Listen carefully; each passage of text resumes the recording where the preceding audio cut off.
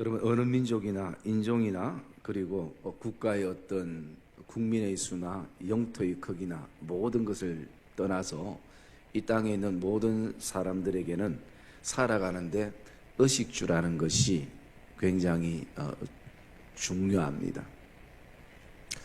그리고 우리는 시간의 흐름과 계절의 흐름 속에서 또 때로는 인생의 옷을 벗고 또 다른 옷을, 계절에 맞는 옷을 입고 그렇게 살아갑니다.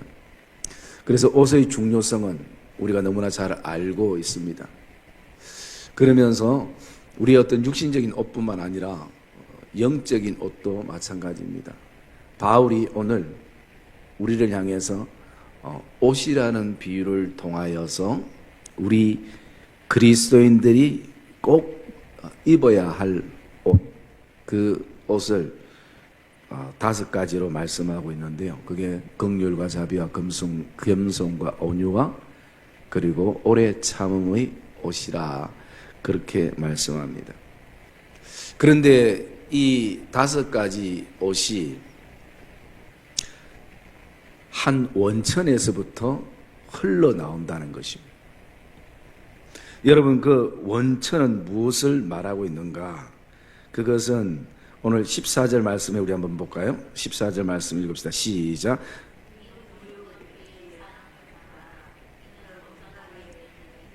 예. 저는 오늘 말씀을 묵상하면서 우리 이 5가지 옷이 굉장히 중요한데 이 5가지 옷이 결국은 하나의 어떤 그 원천에서부터 시작된다라는 것을 깨닫게 되고 또 묵상하게 됩니다. 여러분, 우리가 보통 부산행 그 사거리 하면 그 사거리에 어떤 중심지가 있고 거기서부터 갈래길이 이렇게 있게 돼요. 그리고 서면 로타리라면 로타리라는 것이 중심이고 그 위에 여러 가지 길들이 있게 되어지요. 제가 참 몇 년 전에 오래됐습니다만 그 어성의 결혼식을 갔어요. 그런데 그 교회가 어성에 있는 오거리에 거기에 교회가 있었어요. 그런데 그 교회를 이렇게 찾아갔는데 그때 뭐는 사실은 내비도 별로 없었고 그럴 때였는데 아무리 가도 오거리가 나오지 않아요.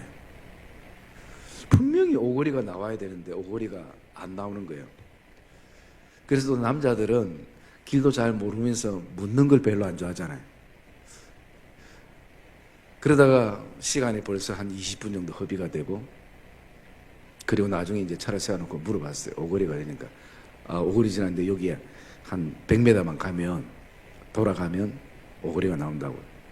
그래서 이렇게 갔어요. 가도 오거리가 안 나와요. 그래서 또 그 차 세워놓고 물어봤어요. 여기 오거리가 어디냐고. 오거리가 여기라고. 그런데 그때 가보니까 그 오거리가 우리 교회 들어오는 골목보다 더 작은 거 있죠. 그 좁은 게 이렇게 5개가 이렇게 있는 거예요. 그러니까 저는 어떤 생각이 있겠습니까? 오거리라면 적어도 한 도로에 편도 1차선, 최소한 그래도 1차선 이렇게 있는 게 오거리라고 생각을 했었는데 가보니까 진짜 골목이에요. 지금은 뭐 어떻게 달라진지 모르겠지만. 그러나 어쨌든 사람들이 그것을 오거리를 할 때 제일 중심이 뭐냐면 오거리의 그 골목을 연결하는 그 중심이 있는 것이에요. 여러분, 오늘 우리에게도 이 5가지 옷이 다 연계되어 있는데 이 연계성 속에는 이 5가지 옷을 잡아줄 수 있는 신앙의 중심이 있다는 것입니다. 그 원천이. 어쩌면 거기서부터 물이 계속 흘러나갈 수 있는 것입니다. 그게 뭐냐면 오늘 말씀 그대로 보면 바울이 이 모든 것 위에 다른 것 안에 사랑을 달아. 이는 온전하게 매는 띠니라 말씀합니다. 그래서 오늘 이 5가지 옷, 긍휼과 자비와 겸손과 온유와 오래 참음의 옷은 어디서부터 출발되는가? 바로 그리스도의 사랑에서부터 출발되는 거죠. 사랑이 원천인 것입니다. 사랑이 몸인 것입니다. 거기서부터 이렇게 흘러나온다는 것입니다. 그래서 오늘 우리가 입어야 옷 안에는 뭐냐면 바로 우리 몸 자체가 그리스도의 사랑이라는 것입니다. 여기서부터 입혀지는 것입니다. 왜 그런가? 12절 말씀을 보면 이렇게 말하고 있습니다. 그러므로 너희는 하나님이 택하시고 거룩하고 어떤 자요? 사랑받는 자처럼. 사랑받는 자처럼. 우리가 왜 하나님의 사랑을 받습니까? 여러분은 왜 하나님이 나를 사랑하신다고 생각해요? 여러분, 바울은 딱 여기서 이걸 얘기하고 있습니다. 그것은 하나님이 택하셨다라는 거죠. 하나님이 택하시고 하나님이 또 어떻게 해요? 거룩하게 하셨다는 거예요. 하나님이 택하시고 하나님 거룩하게. 오늘 새벽에는 중간에만 국화꽃이 있었는데 오늘 겨우니까 양쪽에 또 아름다운 꽃이 있어요. 누가 갖다 놨는지 몰라지만 괘씸하네. 말도 안 하고 참 감사해요. 응? 그런데 여러분, 이 꽃 종류가 이거 하나뿐이겠습니까?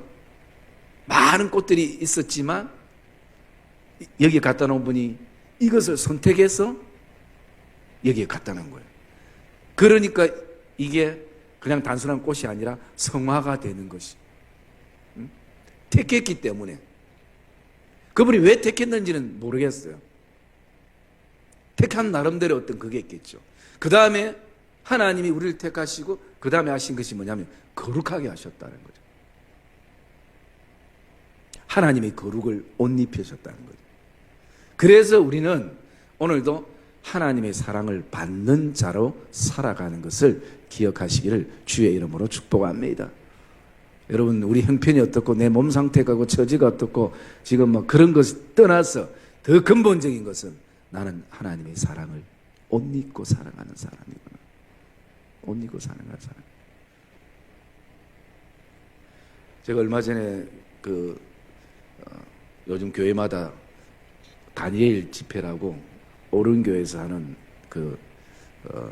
집회가 있어요. 기도회. 전국적으로 하는 기도회가 있는데 거기에 이수영 집사님이라고 간증을 제가 들어봤습니다. 가수로 22년 했는데 뭐 우리 어르신들은 잘 모를 수도 있어요. 몰라도 상관은 없어요. 그런데 자기가 인생의 고비 때에 결정적인 것은 뭐냐면 하나님이 제 자신에게 말씀을 주셨는데 그 말씀을 주실 때 피투성이가 되어도 살아라. 피투성이가 되어도 살아만 있어라. 그 말씀이 자신의 그 수차례 죽어의 문턱에 서서 고통의 문턱에 서서 자신을 건져줬던 말씀이라고 그렇게 얘기를 하더라고요. 여러분, 그렇습니다. 오늘 우리 인생이 피투성이가 돼도 우리는 여전히 하나님의 사랑을 입은 자입니다. 그래서 여러분, 우리는 몸 자체가 그리스도의 사랑입니다. 그것이 우리 안에 인정되고 고백될 때 이 옷을 우리가 오늘도 흘러보내고 입게 되어지는 것입니다. 그래서 여러분, 사실은 오늘 말씀이 5가지 옷이라는 제목이지만 실제적으로 보면 6가지 옷일 수 있고 가장 근본의 옷은 뭐라고요? 네, 사랑이에요. 사랑에서부터 이것이 흘러나오는 것입니다. 그래서 오늘 이 말씀 가운데 이 5가지 옷을 우리가 한번 이미 알고 있지만 한번 묵상을 해보면 첫째는 긍휼의 옷을 입어라 라고 말씀합니다. 여러분, 긍휼은 한마디로 그냥 불쌍히 여기는 것이에요. 불쌍히 여기는 것. 여러분, 저는 그런 얘기를 자주 들었습니다. 남편이 아내가 처음에는 굉장히 믿고 이러다가 어느 순간에 불쌍한 생각이 들더라고요. 처음에는 그토록 미웠는데 그 미움이 가득 찼는지 아니면 하나님이 그 시선을 바꿨는지 어느 순간부터 자고 있는 모습도 불쌍하고 고생하는 모습도 불쌍하고 그렇게 되더라라는 것이. 그럴 때 긍휼이 흐르게 되는 것이. 그 두 번째는요, 자비라는 것이요. 여러분, 자비라는 것은 가장 기본적인 것이 친절함입니다. 친절함. 여러분, 우리가 식당을 이렇게 한 번씩 가고 또 서비스 업계에 이렇게 한 번씩 가면 친절함과 불친절함에 따라서 음식이 맛이 달라질 수 있어요.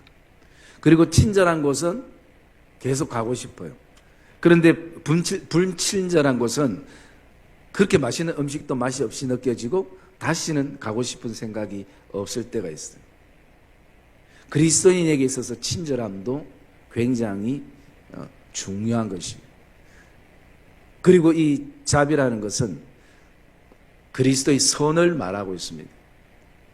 여러분, 우리가 이 땅에 선과 악 가운데 살아가고 진리와 비진리 가운데 살아가고 또 죄와 사망, 죄와 선 가운데 우리가 살아가는 것이.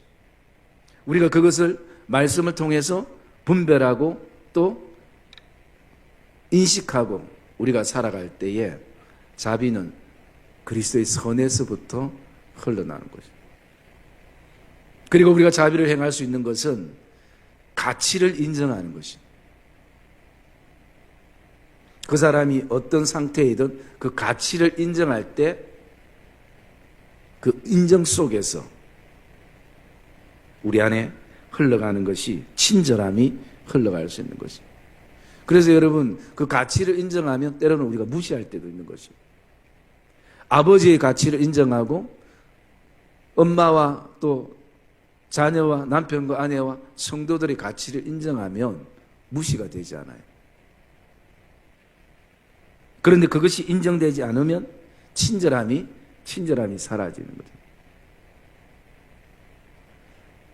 그렇기 때문에 오늘 이렇게 돌아보면 사실은 그 한참 요즘도 있는지 모르겠지만 그 자신이 좀 가졌다고 또 배웠다고 갑질이 한동안 많은 그 사회의 어떤 고질병처럼 되어지기도 했잖아요. 그런데 그 속에서 왜 그렇게 그런 일들이 일어나는가? 무시함 때문이죠. 자신이 입고 있는 그 인생의 그 옷을 통해서 상대방을 무시하게 될 때 그 속에서는 자비함이라는 것이 흘러나올 수 없는 거죠. 그래서 우리 그리스도인들이 입어야 할 옷은 친절함, 자비라는 것이죠. 그리고 세 번째는 겸손의 옷을 입어야 된다라고 말씀하고 있습니다. 여러분, 이 겸손이라는 것은 그냥 아주 단순하게 말씀을 드리면 마음을 낮추는 것이, 마음의 자세를 낮추는 것이. 또 우리가 영적인 의미에서는 제가 자주 말씀드렸듯이 그런 의미가 있습니다. 겸손은 하나님이 멈추라면 멈추고 하나님이 가라면 가는 것이에요. 그런데 교만은 반대죠. 하나님이 멈추래도 본인이 가고 싶으면 가고, 하나님이 아무리 가라 해도 내가 멈추고 싶으면 멈춘 거예요. 그 중심이 어디에 있는가?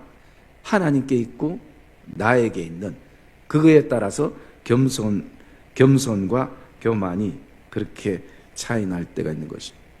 그러면 우리의 현실적으로 어떻게 하면 우리가 영적인 부분들은 하나님이 가라면 가고 멈추라 멈추지만 우리 삶의 관계성 속에서는 어떻게 겸손한 자로 오늘 살아갈 수 있는 것. 첫째는 아까 마음의 자세를 낮추는 것이고, 마음의 자세를 낮춘다는 것은 거기에 두 가지가 포함이 되어 있습니다. 첫째는 뭐냐면 종의 자세가 있어야 돼요. 여러분, 빌립보서에 만왕의 왕 되시는 주님께서 이 땅에 오셨을 때 어떻게 해요? 자기를 비워 어떻게 됐다고요? 종의 형체를 옷 입으셨다는 거죠. 그래서 여러분, 우리가 지금 사는 시대는 종이었기 때문에 피부에 별로 안 왔다지만 거기에는 그 당시에는 신분 격차가 굉장히 엄했던 시기에 그 속에서 종이라는 그 자체를 별로 쓰고 싶지도 않고 누가 그렇게 나를 그렇게 종으로 생각하는 조차도 괴로운 시대였어요. 그런데 누가 가장 그것을 많이 사용했냐면 예수님 다음으로 바로 사도 바울이었어요. 여러분, 바울서를 읽어보면 때로는 바울이 나는 하나님의 부르심을 받은 사도라는 고백도 하지만 나는 오늘도 하나님이 부르신 종이라는 거죠. 거기에는 무엇이 담겨 있습니까? 바로 이 겸손, 그것이 담겨 있어요. 그리고 두 번째, 우리의 현실적인 겸손하게 살아갈 수 있는 것은 항상 나보다 남을 낮게 여기는 거죠. 빌립보서에 다 있는 말씀이죠. 나보다 남을 낮게 여겨야 되는 거죠. 여러분, 이 땅에 가장 힘 있는 사람은 사실은 겸손한 사람이에요. 겸손이라는 그 힘이 대단하거든요. 그런데 오늘도 사단은 우리를 겸손하지 못하게 계속 우리의 생각과 마음 안에 그런 여러 가지 사단의 거짓 메시지들을 넣어줄 때가 있는 것이. 그래서 여러분, 이것은 이것뿐만 아니라 이 다섯 가지도 마찬가지겠지만 우리의 삶 속에 계속 훈련되어져야 돼. 그것이 완전한 옷으로 갖춰지기도 하는 것이. 그래서 그것을 내가 느낄 수 있는 것이죠. 여러분, 네 번째 옷을 바울이 얘기할 때 그 온유라 얘기하고 있습니다. 여러분, 제가 온유를 자주 설명을 드렸는데 온유가 뭐라 그랬죠? 예. 아이고, 오늘 왜 장로님 시간 나셔서 오셨나? 웬 수요일 갑자기 이거 맞추러 오셨어요? 예, 맞습니다. 예. 온유는 힘 조절이라고 말씀드려요. 물론 우리가 성품적으로 온유한 성품이 있죠.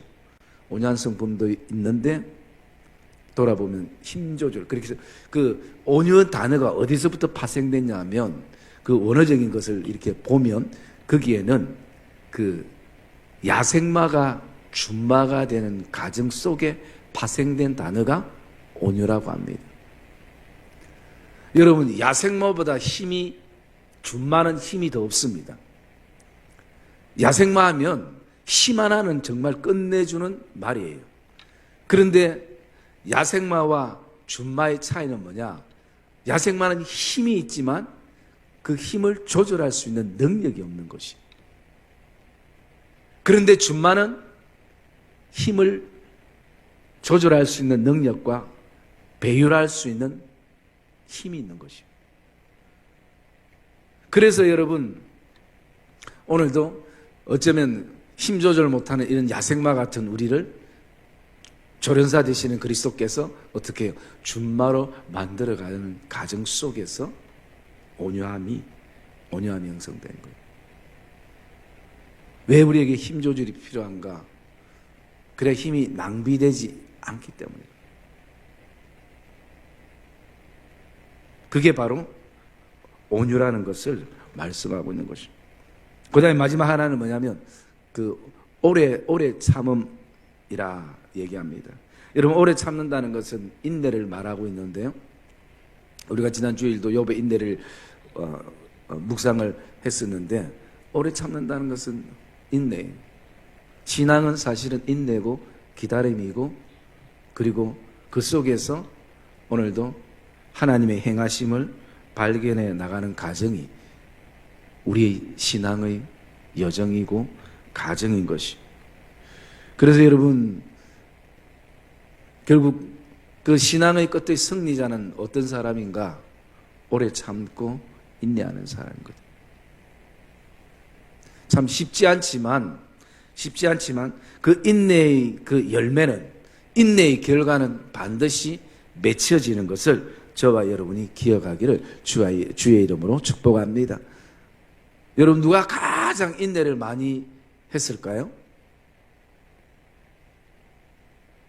내가 수요일은 몇 명 안 나오기 때문에 웬만하면 질문을 안 하려 했는데 꼭 수요일 때는 제일 질문을 많이 하네. 그죠? 여러분, 그만큼 여러분들이 대답할 수 있는 능력과 그리고 지혜와 그리고 힘이 있기 때문인 거예요. 여러분, 누가 가장 인내 많이 하셨을까요? 예. 예수님이 인내를 많이 하셨고 더 근본적으로는 하나님이 인내를 굉장히 많이 하신 거예요. 여러분, 우리 인내하는 건 아무것도 아닙니다. 내가 내 모습 봐도 뻔히 알잖아요. 그죠? 이런 나를 바라보시고 하나님이 얼마나 인내하셨을까? 그 아들을 십자가에 내어주시기까지, 십자가에 내어주면 좀 달라질 줄 알았는데 하나님의 인내는 말로 표현할 수 없는 것이죠. 여러분, 사실 사람이 참는다는 게 어렵지 않아요. 인내한다는 게 쉽지 않잖아요. 그럴 때 여러분, 우리 안에 한 가지 기준을 가지십시다. 그 기준은 뭐냐면 하나님의 인내. 저와 여러분을 향한 하나님의 인내. 하나님은 얼마나 참으셨을까? 하나님은 얼마나 기다리셨을까? 하나님은 얼마나 인내하셨을까?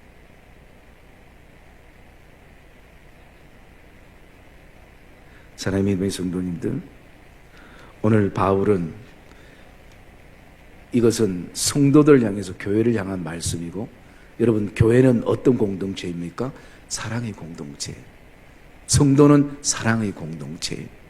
그리고 그 사랑의 공동체 안에서 정말 교회를 통해서, 성도들을 통해서 흘러나와야 될 것이 오늘 바로 이 5가지요.